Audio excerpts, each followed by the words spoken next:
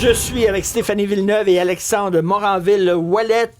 Alex, grosse journée. Mark Carney supprime les postes de représentants spéciaux contre la haine.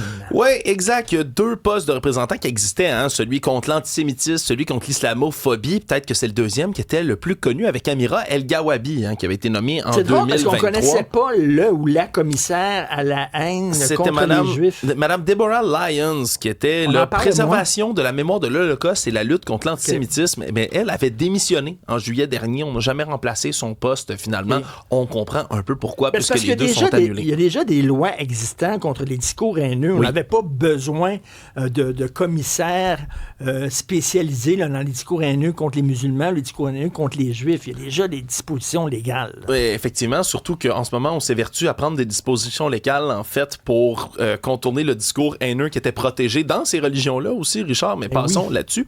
C'est un peu ironique de ce côté-là. Et c'est, pour ton plus grand plaisir, Richard, Mark Miller, le ministre de l'Identité canadienne, qui va superviser désormais le nouveau comité consultatif qui va rédiger des rapports et des recommandations pour lutter contre le racisme et la haine. En quoi ça va être différent de ce qui existe déjà? On remplace une patente à gosse par une autre patente à gosse. Cette fois-ci, c'est comme plus large, si on veut. Là. C'est un mandat qui se limite pas à 2 religions particulières. Là. On vise tout le racisme, toute la haine qui peut être répandue au Canada.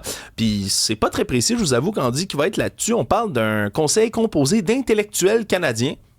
Point d'interrogation, j'ai aucune idée de ce que ça veut dire, et des représentants des communautés, diverses communautés ethniques, culturelles, un peu partout au Canada. Bref, hâte de voir là, qu'est-ce que ça va être exactement, cette nouvelle, pour te citer, patente à gosse de Mark Carney. Patente à gosse. Alors, la CAQ dépose une version charcutée du fameux projet de loi de Christian Dubé. Oui, une chance que M. Dubé est rendu comme indépendant ou qu'il, j'imagine, ne suit peut-être pas trop ce qui se passe avec feu son projet de loi. Projet de loi 2 qui avait fait couler énormément d'encre, adopté sous bâillon, je le rappelle. Ça avait mené à la démission de Lionel Carman, ça avait mené ensuite à la démission de M. Dubé lui-même, puisque François Legault avait négocié une entente qui n'était pas vraiment ce qui était prévu dans son projet de loi avec les médecins.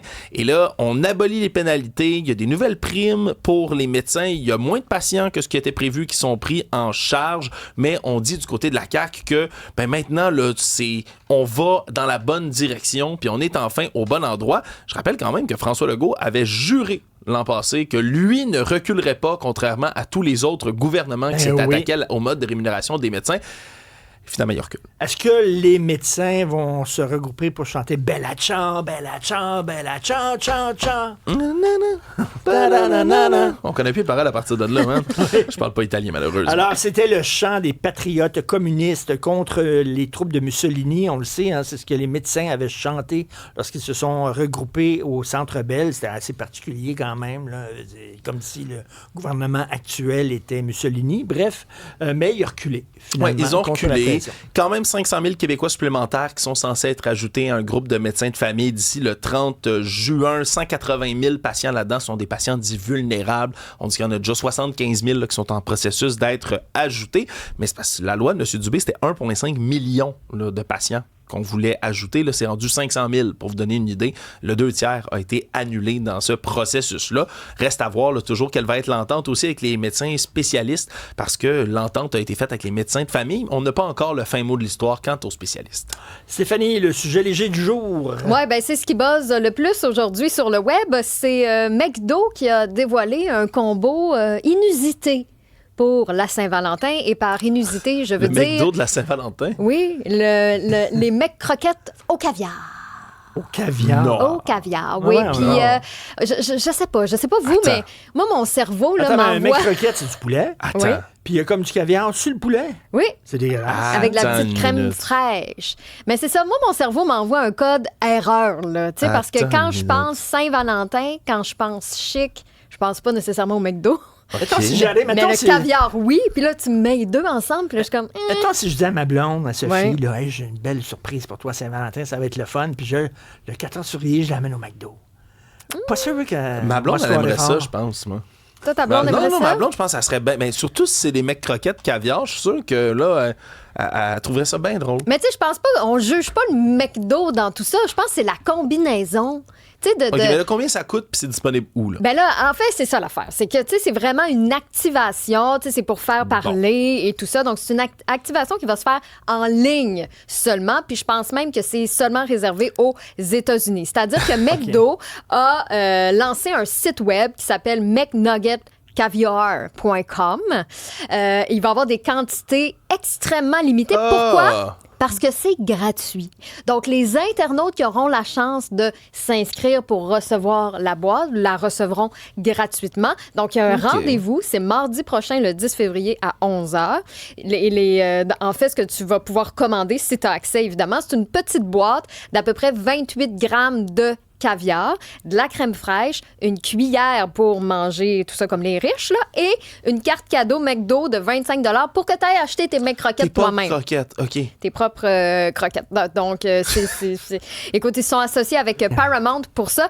Et d'ailleurs, habituellement, le caviar de Paramount coûte à peu près 95 $. Donc, c'est comme une affaire en or de le recevoir gratuitement chez vous, théoriquement. Par contre, c'est autant on est étonné du combo, autant c'est pas nouveau. Parce qu'il y avait un restaurant l'an passé au US Open qui avait proposé ça dans les loges des gens riches et célèbres, des petites croquettes de poulet avec du caviar dessus. Et ça coûtait 100 $ pour avoir accès à ce lunch-là fancy. Là. Donc, c'est comme...